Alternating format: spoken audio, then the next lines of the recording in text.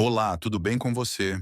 E neste podcast vamos falar da falta de ética não só do cidadão, como de representantes de órgãos públicos que comete diversas infrações. A sociedade tem sim que cobrar, mas cobrar de forma justa, não com dois pesos e duas medidas. O errado é para todos. Vamos fiscalizar sem indignação seletiva. Sabe aquela cena, quase um clichê da vida urbana que testa a paciência de qualquer um? Você tá ali no trânsito, talvez com um pouco de pressa, procurando vaga minutos, e aí você vê um carro oficial com o brasão da prefeitura, parado em fila dupla, tranquilo, forçando todo mundo a desviar. Ou pior, sabe? Estacionado em cima de um canteiro, como se a regra fosse só para os outros. Essa irritação, que é super comum, é o nosso ponto de partida hoje. A gente recebeu uma matéria bem investigativa do jornal O Pensador sobre o mau uso de veículos oficiais na cidade de Santos Dumont. E olha, o que a gente encontrou vai muito além de uma simples multinha de trânsito.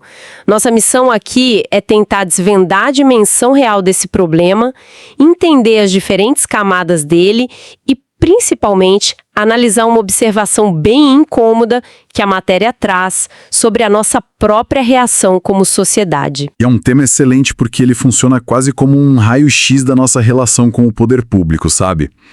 À primeira vista, parece uma coisa pequena, uma questão de conveniência. Mas quando você olha mais de perto, você percebe que está tocando em pontos muito sensíveis. O uso do nosso dinheiro, a integridade das instituições e aquela ideia básica de que a lei deveria ser igual para todo mundo. E o interessante dessa fonte que a gente tem em mãos é que ela não se limita a só listar os problemas. O texto nos convida a observar o comportamento coletivo e pensar por que a gente tolera certas coisas e outras não. Exato. Então vamos começar pelo mais visível, o que a matéria do O Pensador chama de a face cotidiana do descaso. Os carros da prefeitura. O artigo descreve uma série de flagrantes que, parecem um manual de como não fazer. Carros em fila dupla, bloqueando ruas que já são estreitas, estacionados em vagas para deficientes, para idosos, e até assim, servidores usando o carro oficial para buscar o filho na escola ou passar no supermercado. Mas teve um detalhe que me chamou muito a atenção. Pela gravidade. O registro de vários servidores dirigindo e usando o celular ao mesmo tempo. Isso não é só desleixo, né? É uma infração gravíssima pelo Código de Trânsito. Então, a pergunta que fica é, para além da infração, qual é o impacto real disso na cidade? Essa é a pergunta central. O impacto, ele se desdobra em três dimensões, e todas são bem mais sérias do que parecem. A primeira e mais óbvia é o perigo físico.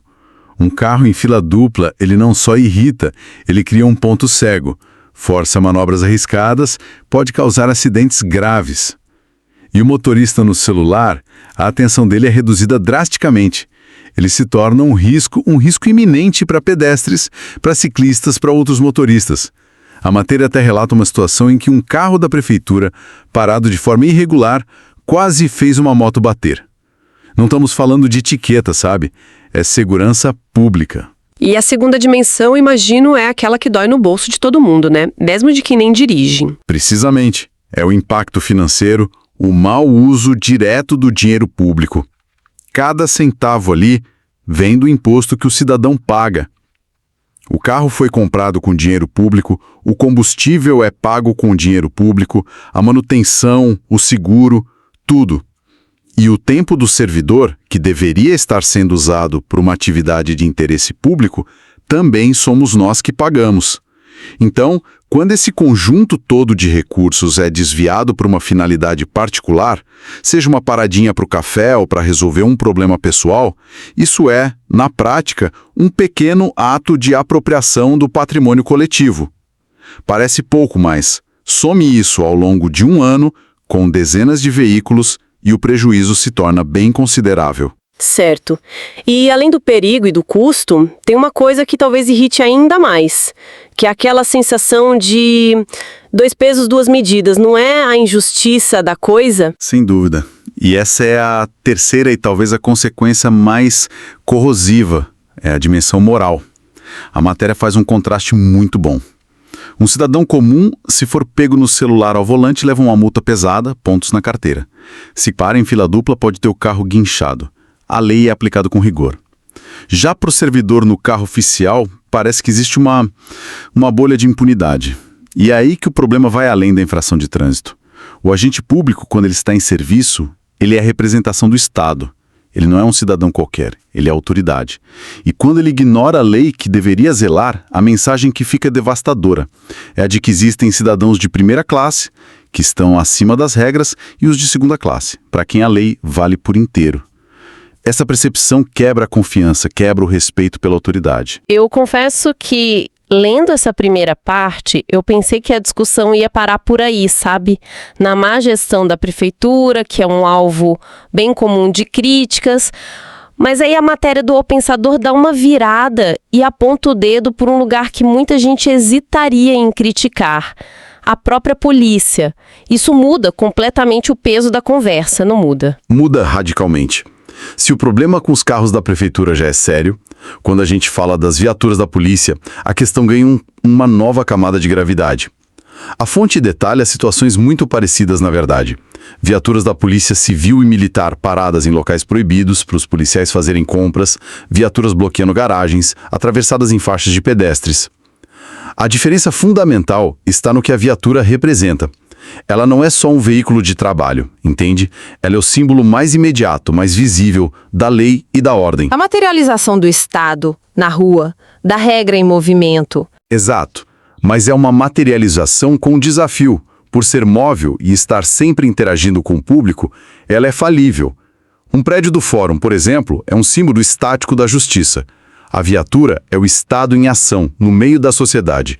E quando essa ação é falha, quando o símbolo da lei é usado para infringir a própria lei, o dano à confiança pública é imensurável. A autoridade da polícia não vem só da arma ou do uniforme, mas da legitimidade moral para aplicar a lei. Como o cidadão se sente ao ser repreendido por um policial que minutos antes ele viu cometendo o mesmo erro ou até pior? Cria um curto-circuito na lógica da autoridade. Fico pensando no impacto psicológico disso. Imagina, separado numa blitz por excesso de velocidade por um policial que, no dia anterior, você viu usando a viatura para levar um parente a algum lugar. A primeira reação não seria de respeito, mas de cinismo, de pensar quem é você para me cobrar alguma coisa. Exatamente. Se a gente conectar isso ao quadro geral, a gente vê como esse ato, que parece pequeno, alimenta um problema cívico muito maior. Ele nutre a desconfiança, a descrença nas instituições e aquela ideia perigosa de que as regras são para os outros. A credibilidade é o ativo mais valioso de qualquer força policial. E cada vez que uma viatura é usada de forma errada para conveniência pessoal, um pedaço dessa credibilidade vai embora. A longo prazo, isso pode levar a uma menor colaboração da comunidade, a mais resistência nas abordagens e a um sentimento geral de que a lei é arbitrária. E é exatamente aqui que a matéria do O Pensador joga a sua cartada mais polêmica. Uma observação que nos força a olhar no espelho. O texto aponta para uma reação social completamente desequilibrada, principalmente em grupos de redes sociais. O fenômeno é muito claro. Quando um carro da prefeitura comete uma infração, chove foto, denúncia, comentário indignado. A cobrança é imediata, é feroz. Contudo, quando a mesmíssima infração parar em fila dupla, estacionar na calçada é cometida por uma viatura policial, os mesmos grupos que criticaram a prefeitura se calam. É um silêncio ensurdecedor. Isso levanta uma questão importantíssima sobre a nossa coerência como cidadãos. A expressão que a fonte usa, 2 pesos, 2 medidas, é perfeita. Por que essa seletividade na nossa indignação? Vale a pena explorar as razões, porque elas dizem muito sobre nós. Uma primeira hipótese é o medo. Um receio, talvez até inconsciente, de criticar uma instituição armada, que detém o monopólio da força. Criticar a prefeitura é seguro, criticar a polícia pode ser percebido como arriscado. Faz sentido. Ou talvez seja uma espécie de passe livre que a sociedade concede. Aquela ideia de que, pela natureza estressante do trabalho, a polícia teria uma licença para pequenas infrações, quase como uma compensação. Sim. Tipo, eles arriscam a vida podem parar o carro onde quiserem para tomar o café, mesmo quando está claro que não é uma emergência. Essa é outra possibilidade forte, e tem uma terceira que me parece a mais complexa e atual: a politização da fiscalização. A crítica vira uma ferramenta ideológica. Para certos grupos, a prefeitura é o adversário, então cada erro é amplificado, usado como munição. Em contrapartida, para esses mesmos grupos, a polícia pode ser vista como um pilar de seus valores, uma instituição a ser defendida a qualquer custo.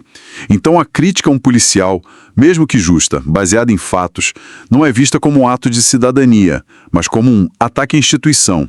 E com isso, o debate se desvirtua completamente. Não se discute mais o ato em si, a infração, mas quem cometeu. O erro deixa de ser um erro para virar um argumento numa batalha de narrativas. Exatamente. E nesse processo, a lógica se inverte. A fiscalização, que deveria ser um instrumento para aprimorar as instituições, vira uma arma para atacar ou defender lados. A pergunta que a matéria nos força a fazer é dolorosa, mas necessária. A lei não deveria ser um padrão universal. Estacionar numa vaga de deficiente não é o mesmo erro, não importa quem está no volante, um agente de trânsito, um policial. A nossa indignação seletiva, no fim das contas, enfraquece a nossa própria autoridade moral para cobrar por justiça. E a lei, de fato, não faz essa distinção. A fonte é muito clara nisso. Ela resgata a legislação e aponta que veículos oficiais de qualquer órgão são de uso exclusivo para o serviço. Usar para fins particulares não é só feio, é um ato de improbidade administrativa. Esse termo é jogado por aí, mas o que ele significa na prática? É crucial entender isso. Improbidade administrativa não é uma infração de trânsito. É uma falta grave contra os princípios da administração pública: legalidade, impessoalidade, moralidade. E as consequências, se a lei for aplicada, são severíssimas. A gente não está falando de uma multa. A gente está falando de perda do cargo público, suspensão dos direitos políticos por anos, pagamento de uma multa civil altíssima e, em muitos casos, a obrigação de ressarcir o dano causado aos cofres públicos. É uma punição que pode acabar com a carreira de um servidor. Saber disso torna a falta de fiscalização e a nossa tolerância com esses desvios ainda mais gritante. Certo. O problema é sério. As consequências legais são pesadas. Mas a matéria não para na denúncia. Ela avança e propõe soluções que, surpreendentemente, parecem bem diretas, bem tecnológicas. Fala em GPS, monitoramento, parece quase simples demais para um problema tão complexo. Às vezes as soluções mais eficazes são as mais simples. A proposta do jornal é basicamente aplicar no setor público o que o setor privado, tipo empresas de logística, já faz há décadas, para controlar as frotas. A instalação de GPS em todos os veículos oficiais. Com isso é possível monitorar em tempo real as rotas, verificar paradas não autorizadas, controlar a velocidade. Além disso, propõe auditorias periódicas cruzando os dados do GPS com as ordens de serviço. A tecnologia cria um rastro de dados que é impossível de ignorar. Ou seja, a tecnologia elimina a subjetividade. Acaba com a desculpa do eu só parei por um minutinho. O registro tá lá, objetivo e inquestionável. Exatamente. A grande vantagem é que a fiscalização deixa de depender de um flagrante ou da denúncia de um cidadão e passa a ser sistêmica, proativa. O abuso se torna muito mais difícil de esconder e infinitamente mais fácil de provar e punir. E a própria existência do monitoramento já tem um efeito inibidor poderoso, né? O servidor sabe que está sendo observado e pensa 2 vezes antes de desviar a rota para um assunto pessoal. No fundo, a transparência é o antídoto mais eficaz para garantir que o carro oficial não vire na prática carro particular. É um investimento, não um gasto. É o poder público aplicando a si mesmo o controle que exige do cidadão. Então, o que tudo isso significa no final? Quando a gente junta todas as peças que a matéria do O Pensador nos deu, fica claro que a questão vai muito, muito além de um carro mal estacionado. Estamos falando de um sintoma de problemas mais profundos. A mensagem que fica para mim é que a nossa cobrança por justiça, pelo cumprimento da lei, precisa ser, antes de tudo, coerente. Apontar o dedo para a prefeitura e ignorar o mesmo erro da polícia não fortalece a cidadania. só revela as nossas próprias contradições. Ninguém, seja qual for o uniforme ou o cargo, pode estar acima das regras que valem para todos. Isso reforça a ideia de que fiscalizar é um dever cívico, não é um ataque. É ser a favor do bom uso do nosso dinheiro e do respeito às normas de convivência. É um ato de cuidado com aquilo que é de todos. E depois de toda essa discussão, a fonte nos deixa com uma reflexão final, uma provocação que ecoa para muito além do problema dos carros oficiais. E qual seria? A matéria nos mostra que a tecnologia para garantir o bom uso dos veículos existe, é acessível, é eficaz. A solução técnica está na mesa. A pergunta que fica então é: se a ferramenta para resolver ou, no mínimo, diminuir drasticamente o problema está disponível, o que realmente impede a sua aplicação universal e transparente em todas as frotas oficiais, da prefeitura à polícia? Será que é só uma questão de custo? Uma falta de vontade política? Ou será isso, é o mais incômodo, uma resistência silenciosa vinda justamente daqueles que hoje se beneficiam da atual falta de controle e transparência? É uma questão que cada um de nós deveria ponderar.